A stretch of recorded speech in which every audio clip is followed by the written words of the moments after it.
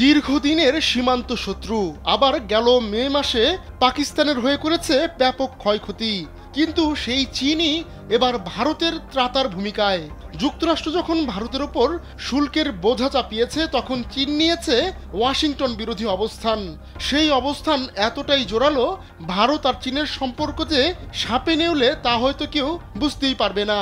দুই দেশের মধ্যে বন্ধুত্বের এই উষ্ণতার মধ্যে চীনে পা রেখেছেন ভারতের প্রধানমন্ত্রী নরেন্দ্র মোদী। তবে মোদী চীনে পা রাখার আগেই ভারতের প্রতিরক্ষামন্ত্রী দিয়েছেন এক বার্তা।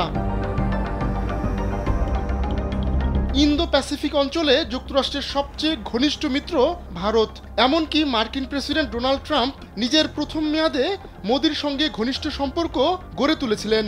তারই ধারাবাহিকতায় মোদি যুক্তরাষ্ট্রে গিয়ে ট্রাম্পের পক্ষে প্রচারণাও চালিয়েছিলেন। কিন্তু চলতি বছরের জানুয়ারিতে ফের ক্ষমতায় বসে যেন এক ভিন্ন মানুষ হয়ে উঠলেন ট্রাম্প। ট্রাম্প এবার হোয়াইট হাউসে বসার পর যুক্তরাষ্ট্র সফরে গিয়েছিলেন মোদি। তখন মোদির কাছে সমরাস্ত্র বিক্রির প্রস্তাবও দিয়েছিলেন তিনি। সেই ট্রাম্পই এপ্রিলের শুরুতে যুদ্ধ ঘোষণা করলেন বিশ্বের বিভিন্ন দেশের বিরুদ্ধে। তাতে বাদ পড়ল না ভারতও। বন্ধুর এমন আচরণে পুরোই হতবাক হয়ে যায় নয়াদিল্লি। ঠিক সেই অবস্থায় মাস্টার স্ট্রোক দেয় চীন। বন্ধুত্বের হাত বাড়িয়ে বার্তা পাঠায় মোদির কাছে। তারপর থেকেই বেইজিং নয়াদিল্লির সম্পর্ক নিয়ে নতুন গুঞ্জন শুরু হয়।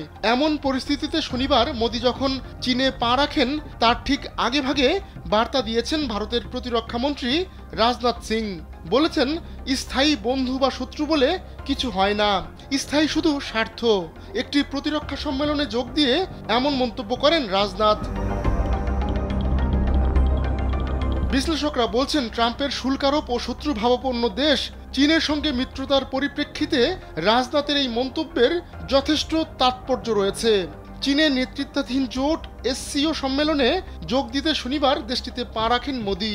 তিয়ানজিনে ওই সম্মেলনের এক ফাঁকে চীনা প্রেসিডেন্ট শি জিনপিং এর সঙ্গে বৈঠক হবে মোদির। সম্মেলনে থাকবেন রাশিয়ার প্রেসিডেন্ট ভ্লাদিমির পুতিনও, তার সঙ্গেও মোদির বৈঠক হবে। রাশিয়াকে মহড়া বানিয়ে ভারতকে টার্গেট করায় আপাতত চীনের লাভ হয়েছে। বৈরী দেশ ভারত কাছে টানতে শুরু করেছে চীনকে। এমন পরিস্থিতিতে বিশ্লেষকদের বিশ্বাস, বড় ধরনের বোকামি করেছেন ট্রাম্প।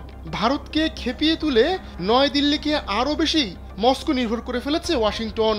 মাঝখান থেকে চীনকে সামাল দেওয়ার ওয়াশিংটনের দশকের পর দশক ধরে চলা প্রচেষ্টাও মাঠে মারা গেল।